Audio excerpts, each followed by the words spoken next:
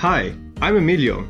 I'm a program manager at Google. Right now, lots of people are looking for ways to learn new job skills. That's why we created Google Career Certificates, an online training program for fast-growing fields like IT support, project management, data analytics, user experience design, and more.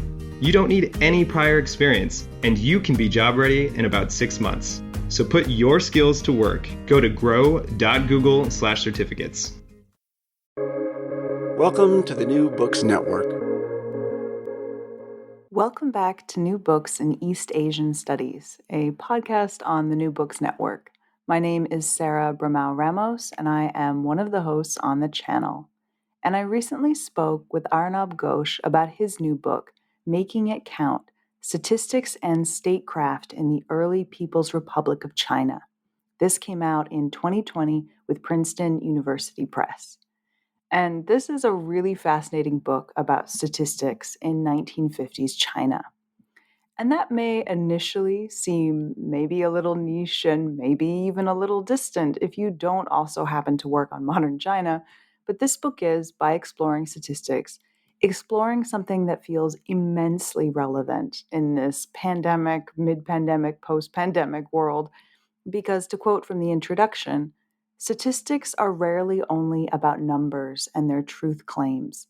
They exist at the crossroads where mathematical certainty encounters the messiness of quantifying and categorizing the inherently imprecise characteristics of human existence and activity. In other words, to pick up on something that Arnab says in our conversation, how we count is deeply linked to what we count and what we decide to count.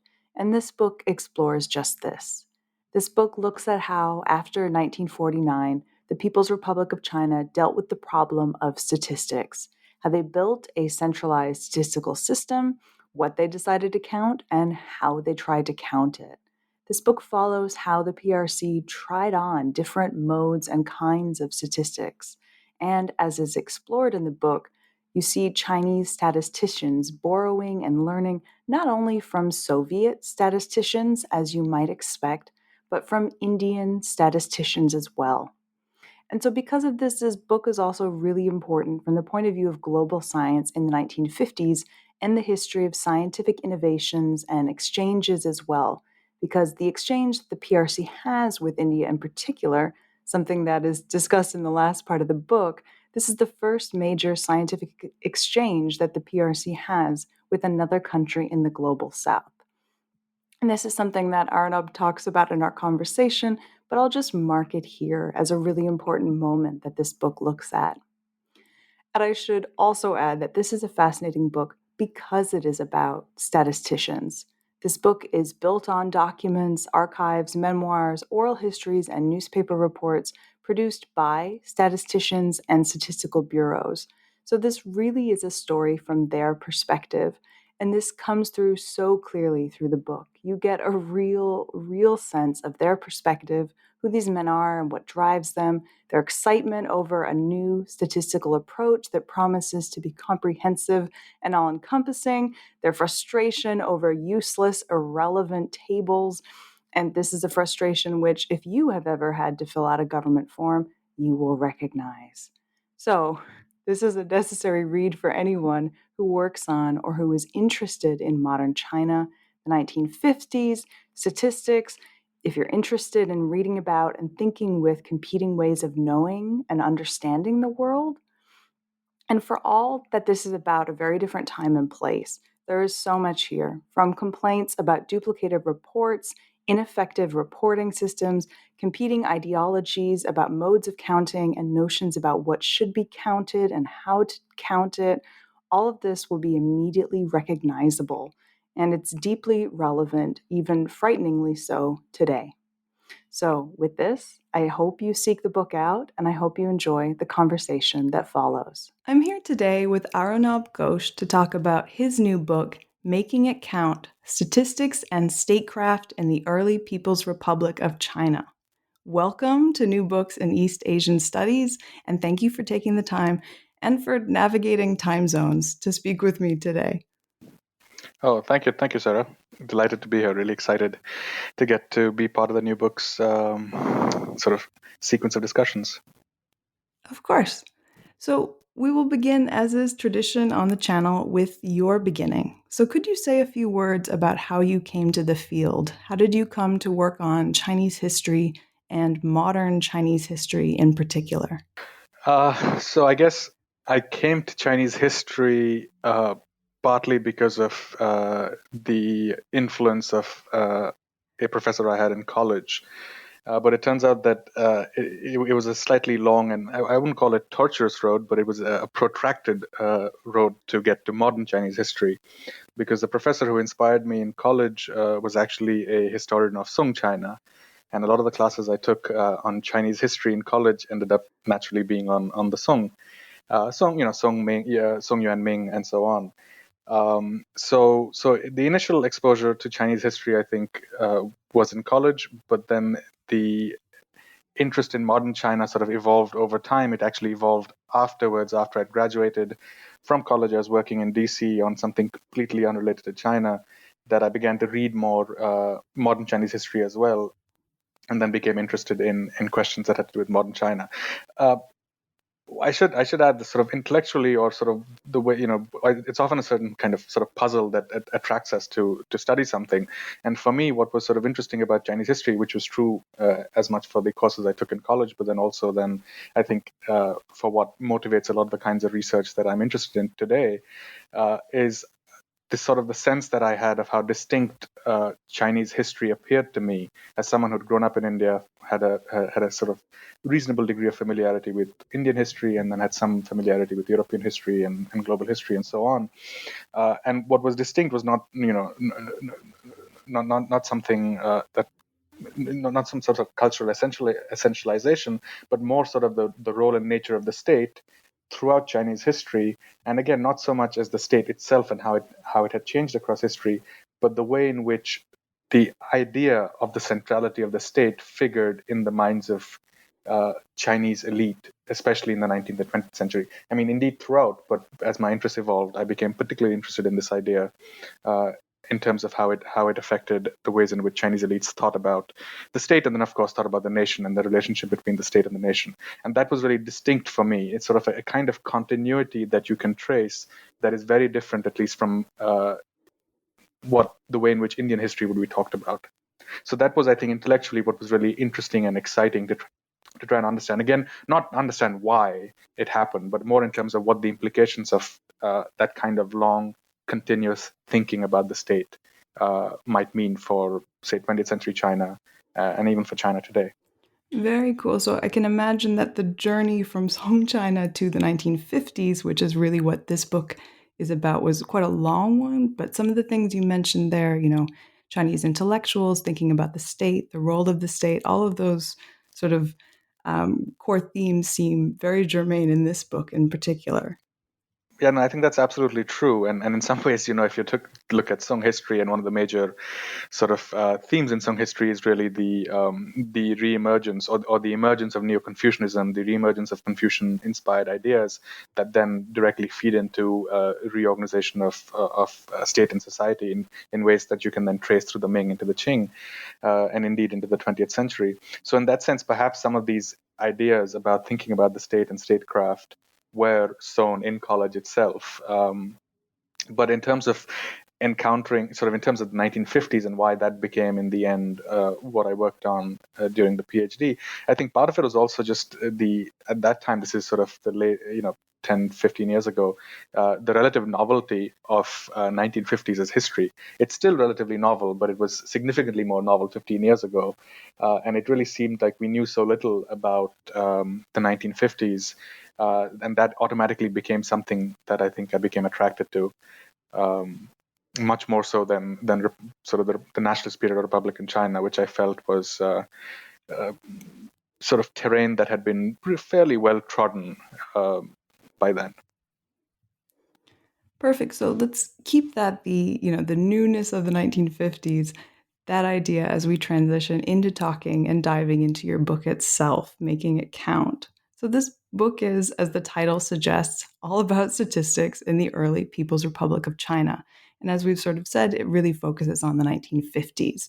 So here you're charting how after 1949, the People's Republic of China dealt with the problem of statistics, how they built a centralized statistical system, and throughout what kinds of statistics they were embracing, what they thought statistics was, what they wanted statistics to be.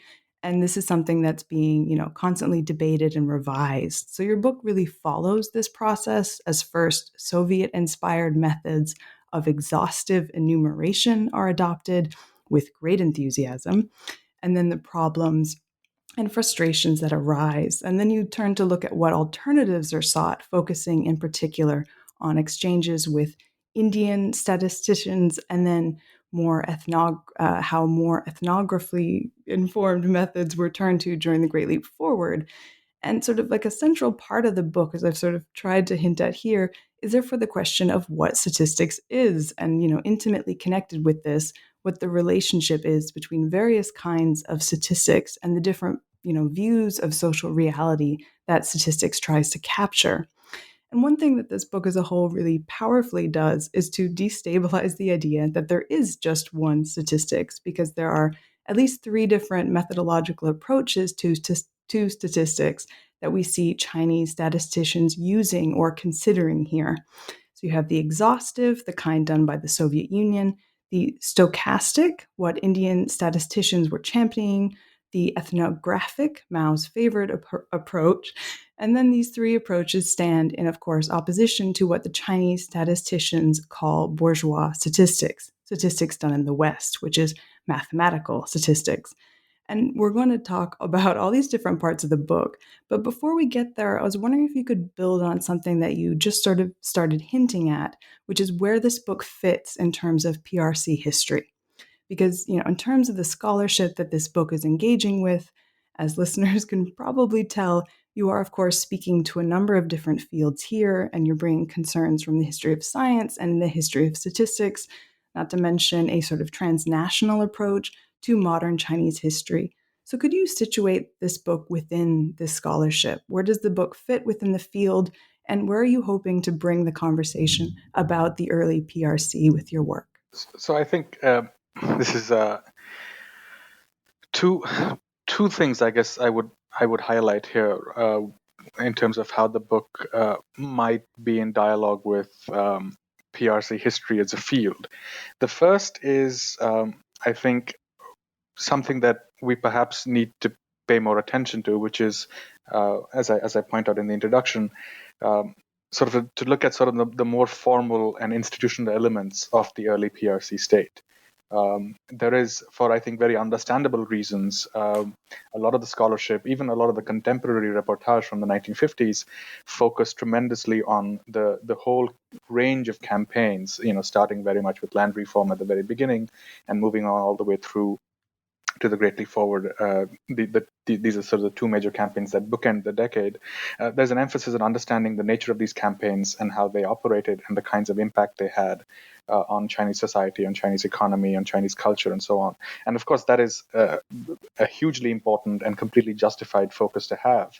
But part of what I'm trying to do with the book is to also make the case for looking at much more formal institutional kinds of changes that were put in place that don't always follow necessarily the temporal structure of, say, the campaigns or the organizational structure of the campaigns, but also have a fairly lasting impact, because obviously they're affected by, and there's sort of a mutual relationship here in terms of how each affects the other.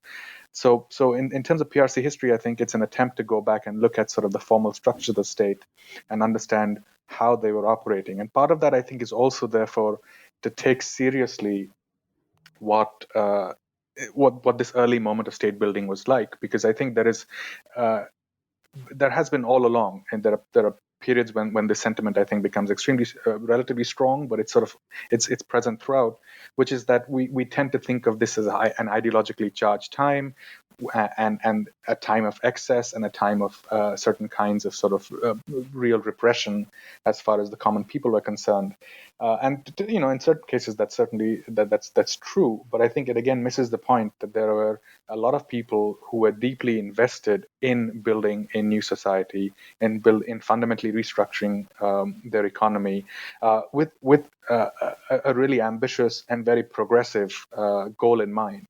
And I think in order to understand a lot of that, we have to really focus on these kinds of sort of institutions and understand the ways in which they operated, not just purely organizationally, but in terms of the ideas that were fueling them and the ways in which those ideas then interacted with things that were happening on the ground.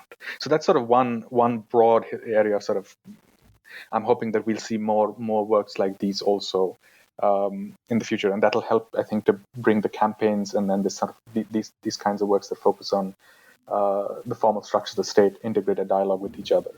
The second area, I think, where this book is important, I think, is that it's when we think about statistics and we think about the 1950s.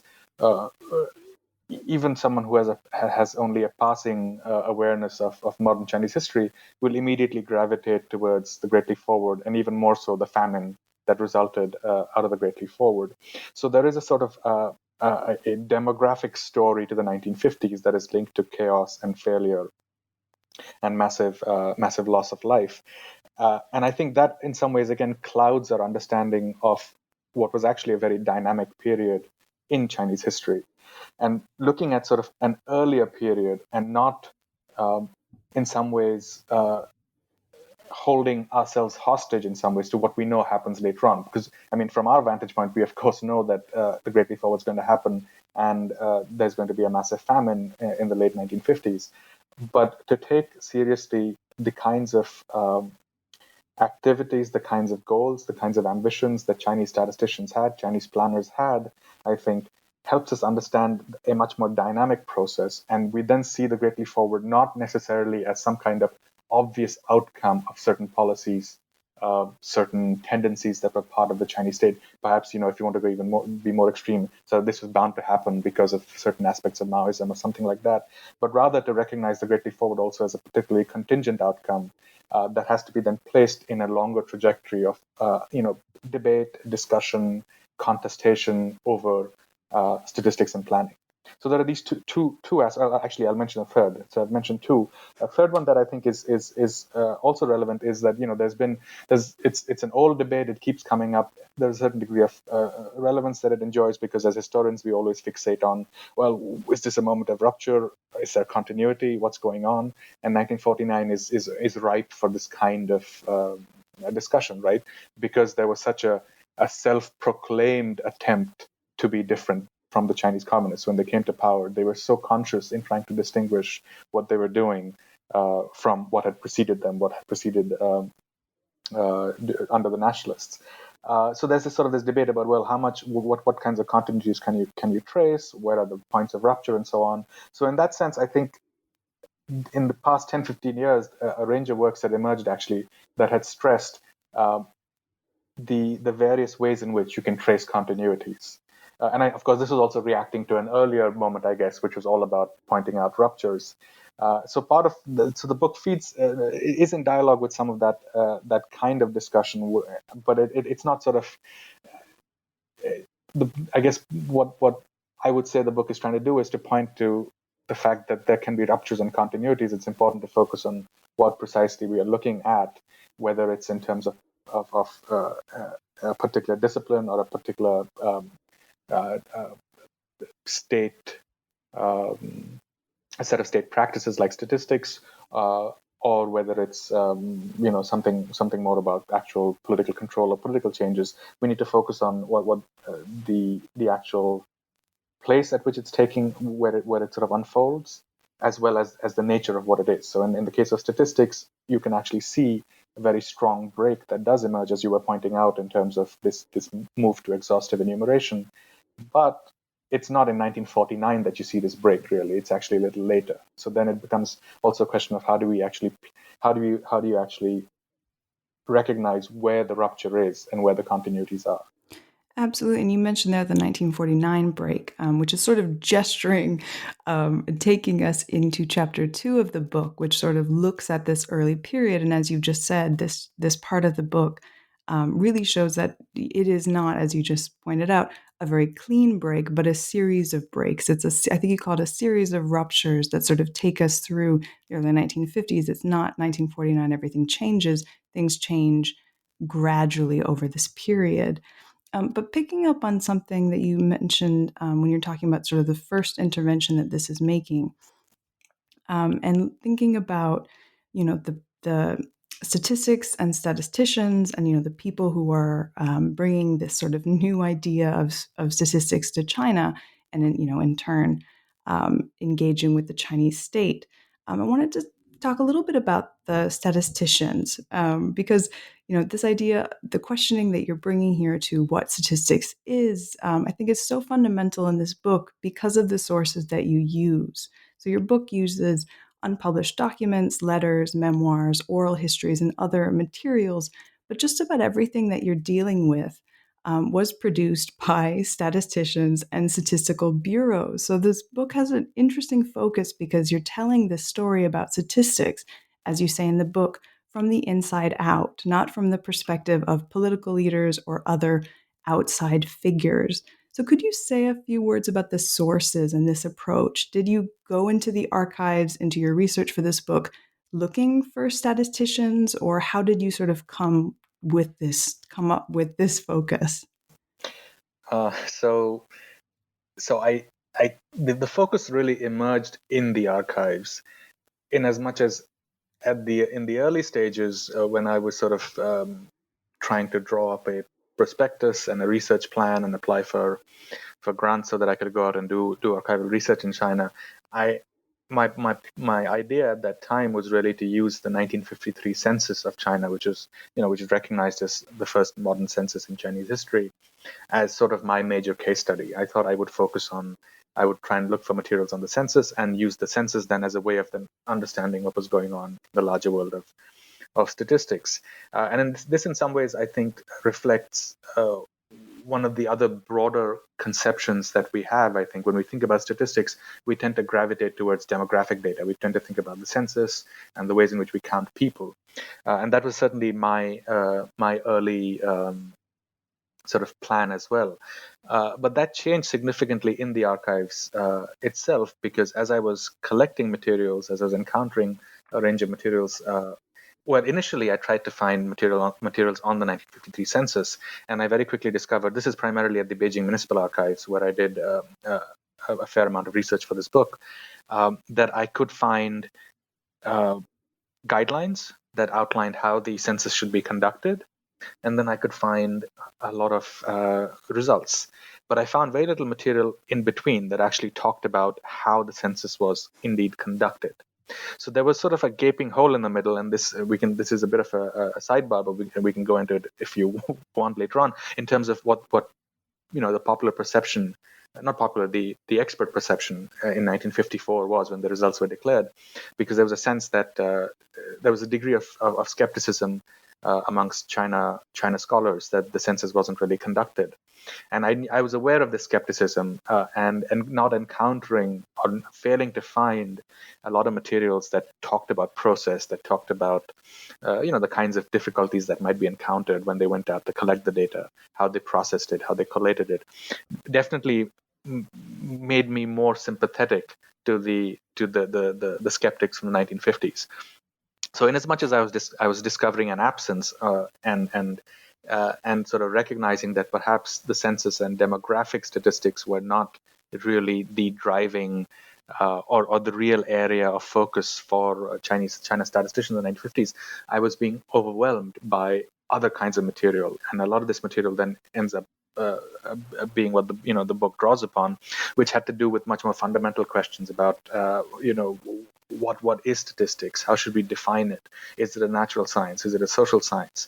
And I sort of quickly got sort of wrapped up in these kinds of debates, and then looked and realized that the way in which they were thinking of statistics was actually quite different from a narrow focus on just counting people. So it was. To answer your question, it really was through archival discovery. Well, the discovery of absence and the discovery of something else, the presence of something else, I guess, that really helped shape the book and made me realize how important these definitional issues became, and how fundamental the very nature of statistics was to the conception of the Chinese state at this time. Perfect. So that's a great segue into, as we've sort of been dancing around, part one of the book, which is really where questions of definition and what statistics is really come to the fore. So let's follow that. So part one, A Statistical Revolution. Part one of the book consists of 3 chapters, chapters 2, 3, and 4. And as a whole, they explore statistics in the early People's Republic. And as you've touched on, you're really highlighting what is new about statistics after 1949. Not that things change in 1949, but after that period. So chapter 2 looks at early statistical work in Northeast China, and the work done by the Northeast Statistical Bureau. And this is really sort of important and foundational because it then forms the basis for other statistical work in China. And chapter 3 builds on this, looking at the theoretical and ideological justification for the statistical work in this period, and in particular, how important Soviet knowledge and Soviet statistical experts and advisors were in shaping statistics. And these 2 chapters in particular sort of paint a very vivid picture of the kind of statistics, the new type of statistical work that China was adopting, and which we've sort of been hinting around, which is sort of socialist statistics. So could you break this down for us? What is this new type of statistical work, and what do we need to know about it? And in particular, exhaustive enumeration to understand what is going on in this part of the book. Mm-hmm. So the first point I think that one should make is that, as you I think rightly pointed out, the importance of the Northeast here is quite interesting, because partly what we see, and partly what I try and explain in the book, is that a lot of the changes in statistics were actually they began to practice those changes before they actually then ended up theorizing and explaining why is it that they were doing things the way they were doing them. So in some ways, I think this is, again, an interesting way to think about that question of rupture and continuity in terms of what is the relationship between theory and praxis.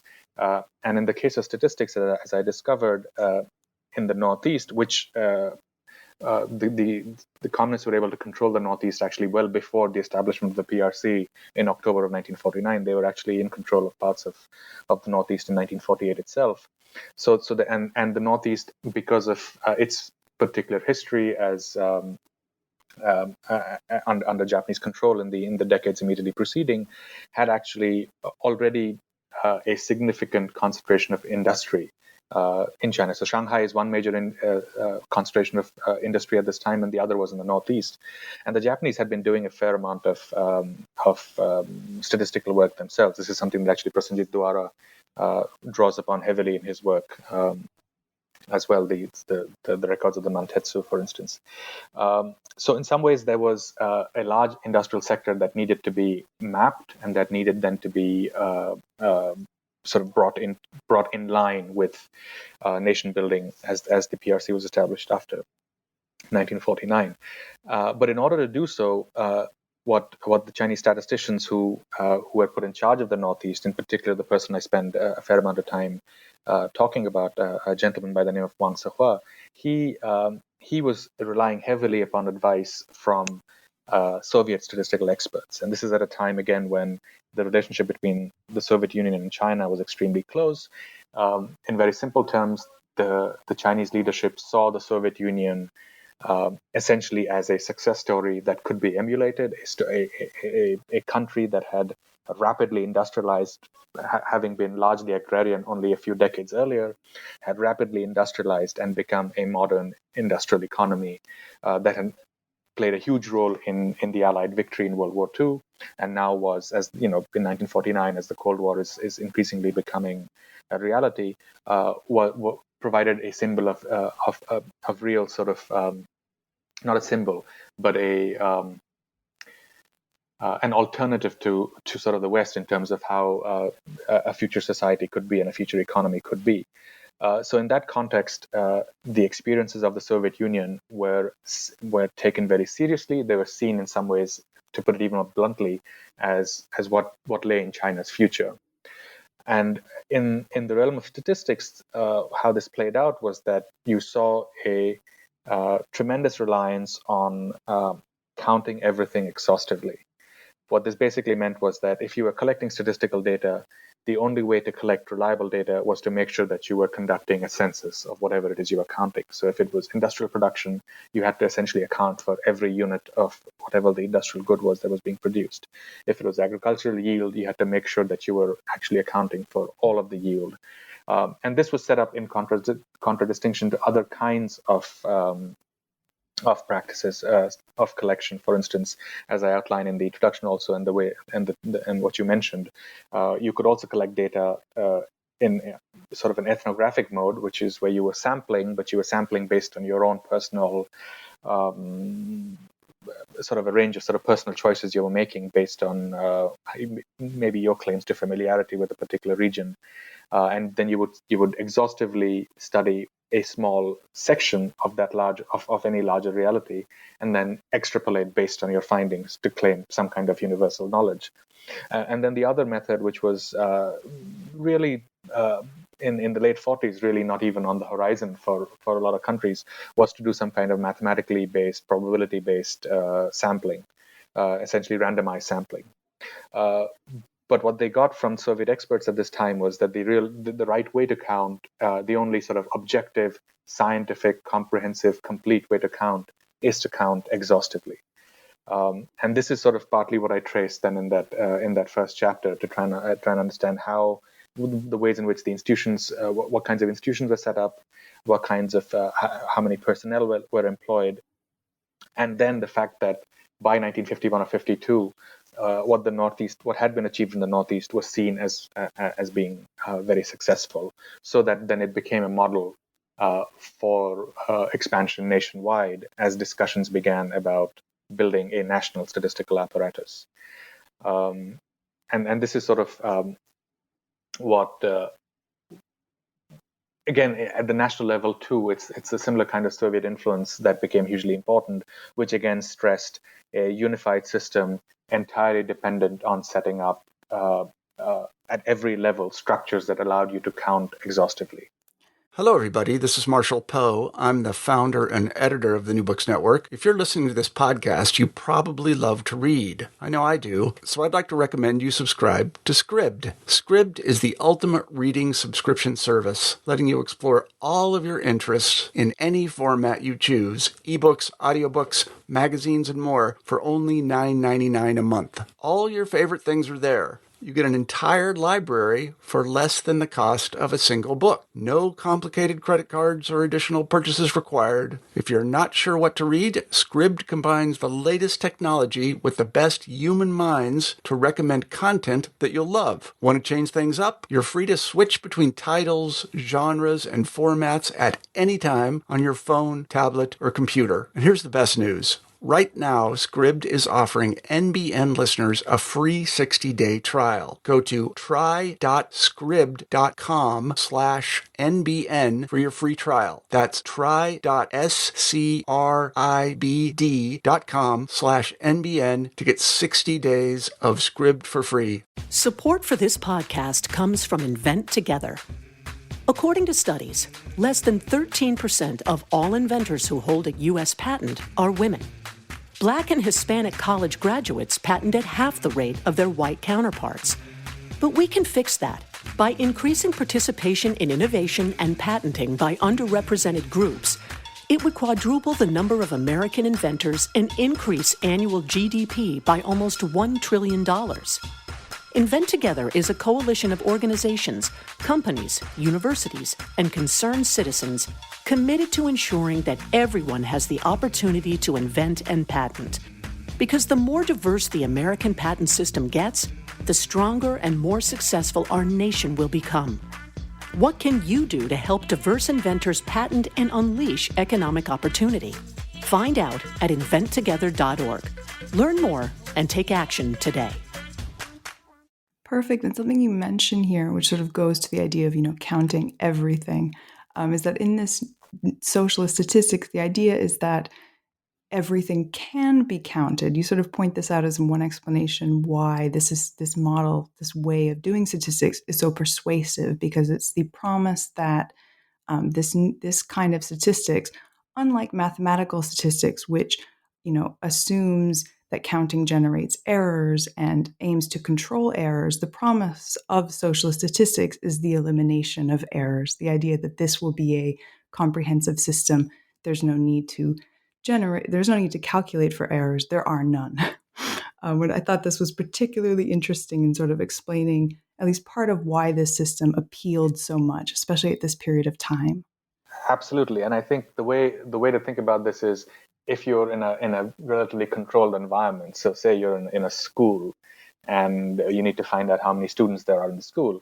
It's actually fairly easy to do. You can have every you can identify a student in every class, or you can have a teacher in every class, count how many students they have, report that to the principal, and you sum that up, and you have a fairly accurate sense of the number of students there is. And you can, so this would be a mode of exhaustive enumeration, and it would succeed because it's a fairly localized and small number of people that you're enumerating.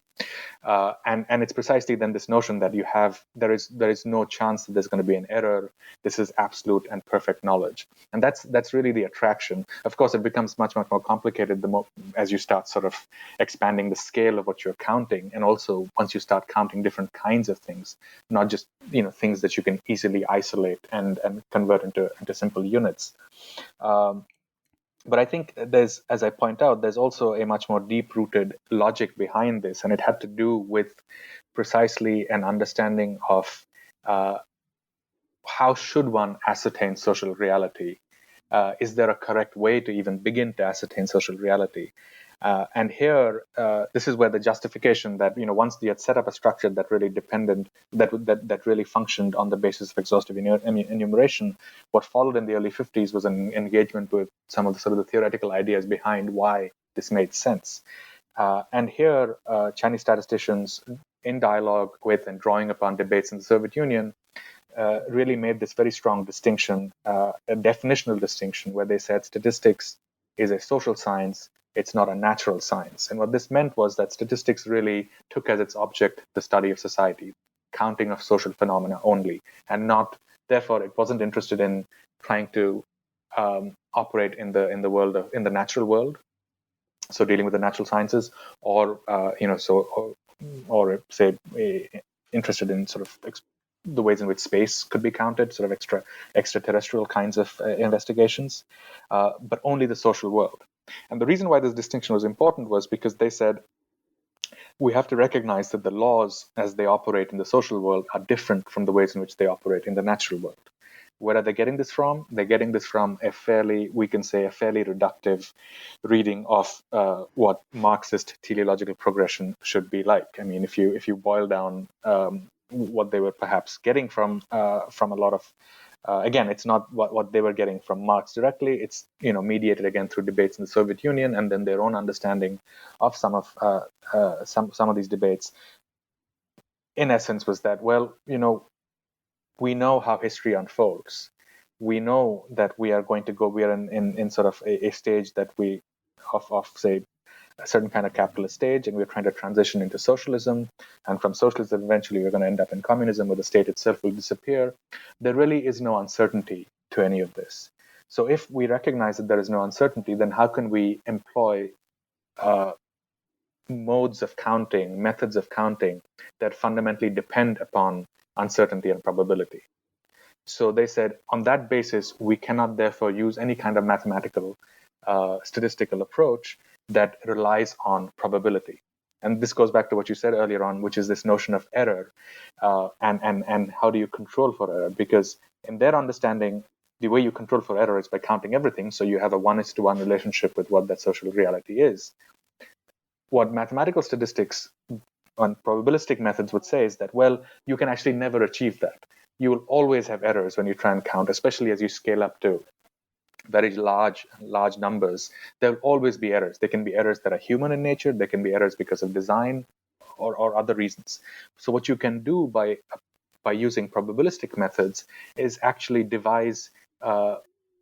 tools, methodologies that give you a very strong sense of what the range of that error is. So what they're dealing with on the mathematical side is not so much a 1:1 notion of what reality is, but a probabilistic notion where we have a degree of confidence that this is what the social reality is like, give or take a little bit. And what we are really confident about is the extent of the give or take there. So you essentially end up having two very different approaches to how you even go about counting it and getting a sense of social reality. One says that, as you I think earlier pointed out, that we can fully understand what social reality is, and the other, and in order to do so, we have to count exhaustively. And then the other side of the argument says that no matter how exhaustively you count and how successful you think your exhaustive count is, there will always be errors. Therefore, if you actually use probabilistic methods, you can actually have a sense of what the error is, which an exhaustive enumeration cannot provide you. And therefore, probabilistic methods are indeed better. That sort of became the real divide. Perfect. And I think you're as you beautifully pointed out there, the divide is not just with, it's not just on the level of methods. It really is with worldview and what statistics is being harnessed to count, right? It's a very much more, I suppose, meaningful difference than simply looking at, just the tools, or at least, much more meaningful than staying on the level of tools. It is really worldview that these methods are differing on. So one simple way to think about this. Sorry, I'm sorry. I keep interrupting. Go on. So just a quick addendum. One simple way to think about this, really, and I've mentioned this in some other writing about the book. This specific terminology does not appear in the book itself, or maybe it does in a footnote somewhere, is this idea of how the fact that what we want to count and how we count it are actually deeply interlinked. And indeed, you can frame it the other way also. How we count is deeply linked to what we count. And partly what I'm showing in the book is that there's nothing universal about these questions. They're embedded in particular moments in history with the concerns, the ideologies, as you were saying, the specific worldviews of the actors who are trying to then carry out certain actions. So to boil that distinction between socialist and sort of non-socialist statistics, you'd have to think about what the relationship between what we want to count is and how we want to count what we want to count. Perfect. And I think that, you said, you're not sure if you used that language in the book. I think it's certainly, in perhaps different words, comes through very clearly in the ending of the book, in particular. But before we get there, I just wanted to pause for a moment on chapter 4. And this is sort of, building on this sort of the establishment of socialist statistics that you sort of outline in chapters 2 and 3.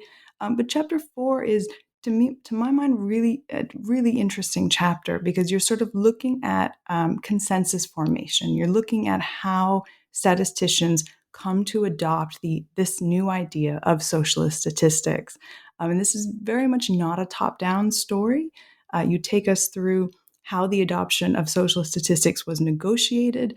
And you point out that part of what is going on is a younger generation is pushing an older generation to the side. They're pushing an older generation of statisticians trained in Euro-American bourgeois statistics and often trained in Europe and America. They're pushing them out of the academy, or at least marginalizing and quieting them. So here in this chapter, you talk about textbooks, you talk about articles written in specialist journals, and self-criticisms that statisticians wrote. And you actually open this chapter with a self-criticism. And I was wondering if you could say just a few words about these self-criticisms, because they're really interesting pieces of writing. They're very formulaic. They follow the same pattern, but they take the reader on a journey, really, from the writer initially thinking that Marxist-Leninist statistical theory was too simple, to the writer then learning about statistics being a social science and then embracing it wholeheartedly.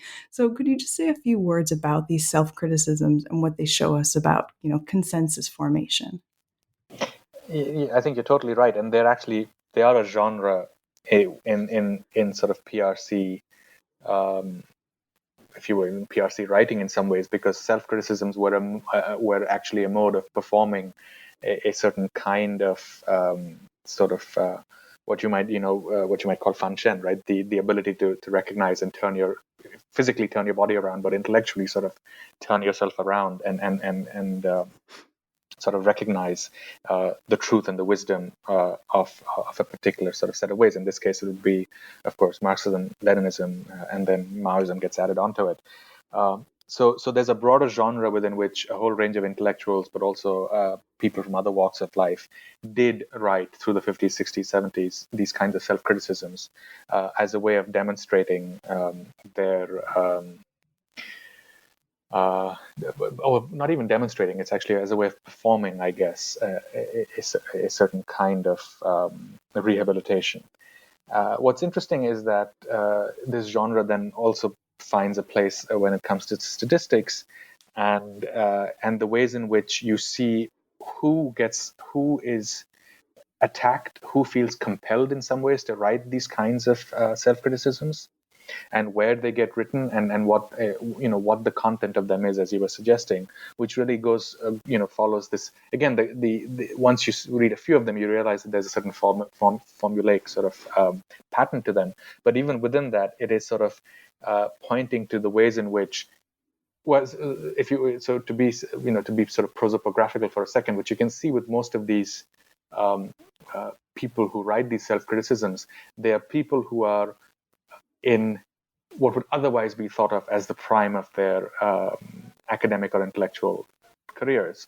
They're in their 50s, 40s, 50s, some into their 60s, who actually enjoyed perhaps real prominence before 1949 as major statisticians, perhaps as economists, as bankers, or as professors, and therefore had a large body of work that could be criticized in the 1950s. And of course, a lot of this body of work was operating in a milieu where this very strong distinction between statistics as a social science and statistics as a natural science didn't really exist. And that then becomes an opportunity for a younger generation, but also a generation that's much more aligned with the party itself, to point to these earlier works as being fundamentally flawed because they were not making this distinction. So you see sort of this, and this process is part of the formula that is in these self-criticisms, where they sort of speak about their earlier works and their inability to take Marxist theory seriously, their inability to take statistics as a social science seriously, and at some point their eyes are opened and they realize the error of their ways, and so on. And of course, the underlying suspicion, as is the case with a lot of these kinds of self-criticisms, remains that to what extent is this really an internal transformation, and to what extent is this really performative, that they are compelled to try and do this in order to, at times, save their careers, or in order to sometimes avoid much, much more serious kinds of outcomes, especially in the latter half of the 1950s, where you have a range of campaigns that are targeting intellectuals in particular. So what's interesting is, of course, to then, as I think you rightly pointed out, is to see this as also as a process through which a certain kinds of consensus can emerge. So by targeting specific, very prominent statisticians, you can send signals in terms of what is the correct way to talk about statistics.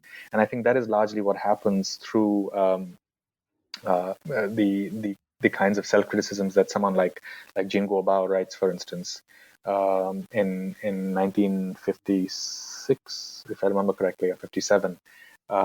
And he becomes then sort of a poster child in some ways for a larger category of statisticians who all need to be exposed for still adhering to pre-49 modes of sort of statistical analysis. So there is this kind of consensus building that evolves through these debates, through criticisms and self-criticisms, I guess, because a lot of the self-criticisms are responding in some ways to criticisms, right, that have been printed, which point to the failings of earlier textbooks and so on. Perfect. And so some of the things you touched on there, this consensus formation and the sort of the creation through this debate and discussion of, a correct line. We see this coming up again as it relates to statistics in the second part of the book. So we'll move us there. And this part of the book looks at statistics in practice. So really what happens once the theoretical decisions that we've been sort of talking about so far were actually implemented. So chapter 5, the nature of statistical work, really highlights how messy this implementation was. So you go through how a nationwide network of statistics offices at the provincial, city, and county levels were set up, and then what their tasks were. So how they collected statistics, ordered them, what research they did, and how they supplied information. And there are a number of key points here, and I'll just try to summarize some of the ones at least that stood out to me. So you point out that the system is complex, the numbers are messy, particularly when it comes to agricultural statistics. There's a general push towards greater decentralization, but a continuing tension between decentralization and centralization. The system as a whole incentivizes the overproduction of reports, and there's very, little to no coordination between statistics and planning. And running through this chapter, there's a persistent, very problem remains of capacity building. The state is really struggling and not being able to train the number of statistical cadres that they need, which really comes up again in the next chapter, chapter 6. And I think this is possibly my favorite chapter of the book because it opens up with what is probably, as you point out, a fictitious letter from a young statistical worker, which was published in the Principal Journal of Statistical Work. And this letter is just intimately familiar. It's filled with, youthful pathos because the writer is unhappy with his work. He's unwilling to participate in statistical work. There's no future in it for him. But he's torn because he recognizes that the nation has put a lot of resources into training him. And this chapter revolves around this letter and points to the problems that the state is having in training and incentivizing statistical workers to ardently love statistical work. And one of the solutions, which I'll just highlight here, which then created other problems, was to valorize the table. So to explain to the statistical worker in the journal who is so unhappy that every time he completes a chart, he should feel like a peasant on his on his field looking at a ear of wheat. So the table is his product that he is contributing to the economy. And as you point out, this probably only added to China's problem of the overproduction of reports with this sort of framing. Now, I really love these chapters, and I'm going to urge listeners to seek them out. But in the interest of getting to part 3 of the book, I'm going to stop myself there, except to ask you if there's anything that you want to highlight or say about this middle part of the book. I think very, very briefly, I guess what I'd maybe amplify one or two things that you just said. It really to point out that what exhaustive enumeration, so this reliance on exhaustive enumeration did is that it required a very, very large number of cadre. By the mid-50s, the Stats Bureau was claiming they had 200,000 full-time statisticians under their employ, probably many, many more part-time statisticians. And what it did was it also created way, way too much paperwork for them to actually process. If you're actually exhaustively counting everything, which, if you think about industrial production, but also agricultural production, but you're looking at public health, you're looking at tourism, you're looking at trade, you're looking at sort of commercial activity, buying and selling in the markets and eating food at restaurants and so on. If you're trying to collect all of that data at the granular individual level in paper form, in terms of tables and charts and forms that are being filled up, then you are really generating way, way too much information. And given the kind of technical capacity that existed in China at that time, there is really no way to process this data. So what's happening is that there is a sense of being overwhelmed.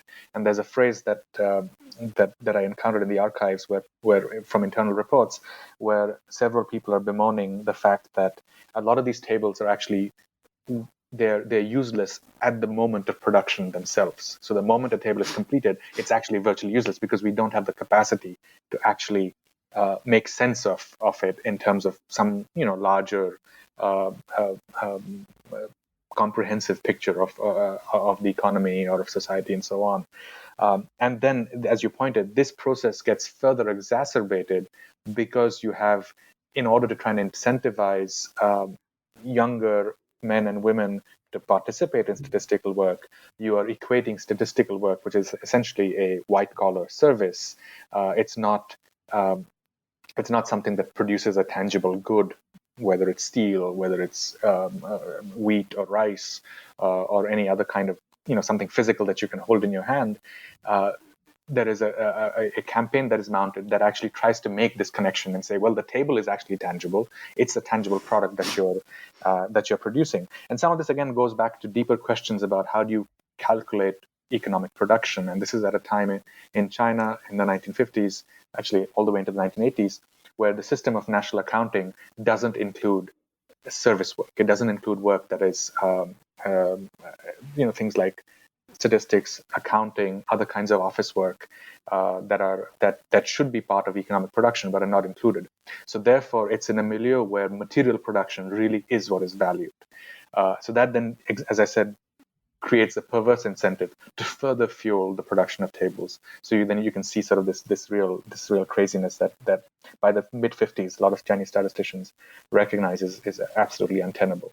Anyway, I'll stop there because you didn't want to spend more time on these two chapters. So No, that was great. Thank you. And I think actually you've set us up again beautifully for part 3 when you started talking about, this untenable system.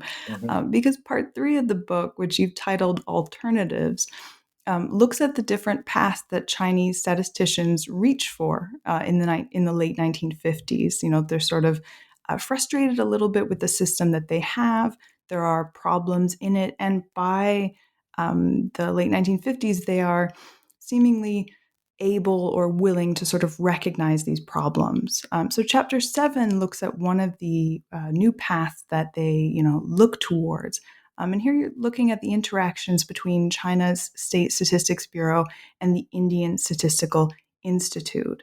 And this is another really fascinating chapter, not just because, these exchanges that you're looking at, I've never heard of them, but because these exchanges really show how, at least for this very short period of time, you do see this willingness on the part of Chinese statisticians to be visibly and vocally unsure about their own statistical system. And I'd say for a short period of time, because it does appear to be quite a narrow window in which these statisticians consider adopting or are willing to think about adopting the Indian methodology of large-scale random sampling. But even though it's a short period, you point out that these exchanges point to alternative frameworks for Cold War scientific exchanges. This is a really important part of this chapter. Could you say a little bit about this? Why is this important? What is sort of new that you're sort of pointing to here? Mm-hmm. Yeah, I think what is interesting here is that to a large extent, the way we understand the history of science in the Cold War, we still tend to accept the centrality of sort of the West, the liberal West, so Western Europe and the United States, but really the United States as the leader, and then as one major node of dissemination of all kinds of science and technology. And then there's another major node, which is sort of centered in the Soviet Union, but more broadly, sort of the Warsaw Pact countries. A lot of Eastern European countries are very important too in this. So there are these two nodes, and they really are the centers of dissemination. And the rest of the world really is seen as operating in a largely recipient mode. And of course, it is reductive to begin with, but it's a framing that has remained very powerful. And partly what I try and do with this chapter is to suggest that while acknowledging that yes, a lot of actual science did operate within this sort of framework where there was a lot of dissemination from these two nodes, we tend to miss a range of other very important kinds of things that were happening in the worlds of science and technology that we wouldn't even discover because our framing itself would preclude their discovery. And the case of statistics is interesting because it's, as far as I can tell, the first major scientific exchange that the PRC state has with another country in the global south. And what's doubly interesting is that it's, the actual science that is being so the focus of the exchange is something that's actually cutting edge at that time in the 1950s. So it's not some kind of second order or derivative science that is being shared by two countries that are outside, sort of in the periphery in some ways of the Cold War and global science, but it's actually a cutting edge technology that is being shared and being discussed and debated. So in both those respects, I think this becomes an important expansion of the ways in which we think about science in the Cold War. And I don't make this point explicitly, but I suspect as we start looking for other similar kinds of perhaps connections, we are going to discover many more, which speak to, I think, which will then force us to reconceptualize how we think about global science in the 1950s and 1960s, questions of scientific dissemination, and also the questions of scientific innovation in some ways, where is innovative science actually taking place. So in that sense, I think it's the case was both when I discovered it surprising to me, but also exciting because it really points to a kind of blind spot that we've had, and one that I think we can now work towards remedying. Absolutely. And you said there that, this is not second order science that is being exchanged. And these are not second order people. I mean, you're talking the examples that you're using here and drawing on, these are some senior politicians and senior statisticians that are, engaging with each other. Absolutely. These are very significant figures. On the Chinese side, Xue Muqiao, who is the director of the Statistics Bureau at this time, a very important economist in the history of the People's Republic. He goes on to play a very important role post-78 during reform and opening up during Gaigai Kaifang. Is deeply involved in some of these discussions, debates, and exchanges. His deputy Wang Sihua is another very important figure. But as you mentioned, politicians too. Zhou Enlai is absolutely central to these exchanges, and it's to a large extent his enthusiasm for what he sees in India and for what he realizes is the potential transformative power of large-scale random sampling. That I think helps spur these exchanges on. And then on the Indian side also, you have the main figure who is invested in these exchanges, a physicist by the name of P.C. Mahalanobis. He's, again, a hugely important figure in the history of 20th century statistics, both in terms of promoting the use of random sampling, large-scale random sampling, but also in setting up the institutional framework for essentially commensurable statistical data that we all benefit from today, because he was deeply involved with the UN's Statistical Commission in the late 1940s and 1950s. So you have people who are actually deeply embedded in structures of power, but are also expert practitioners at what they do, involved in these exchanges. Yeah. So here we have these, as you just put it, these, very expert people involved in cutting edge work, engaging with their Chinese counterparts who are also, very senior, very high up, and very interested in what is going on in India. But then things change. The political winds in China change with the advent of the Great Leap Forward. And this brings us into chapter 8, the last part of the book. And here you look at how statistics changed during this period and how the periodic reporting system was replaced by a new method of gathering statistics, gathering information, Mao's own ethnographic and localized system of collecting data. And this had been around for a while, but here in 1958 and 59, we finally see it being embraced as the dominant method for collecting information. And you open this chapter with a really interesting discussion of scholarship around Great Leap Forward statistics. And you point out that while most scholarship talks about how bad the statistics during the Great Leap Forward were, no one really moves beyond narratives of poor quality statistics, which I think really beautifully brings us back to one of the key takeaways of the book, that how statistics are collected, the frameworks through which statistics are collected, what people are collecting data for, what they're measuring for, this really matters. Mm-hmm. So as a way of sort of closing us here on this chapter, could you talk a little bit about this, movement away from narratives, as you say, collapse and poor quality? Because this is something that's really important for this chapter, but it's also, as you say in the conclusion, transformative, I think, at least for how we think about statistics in China, not just in the 1950s, but beyond as well. Mm-hmm.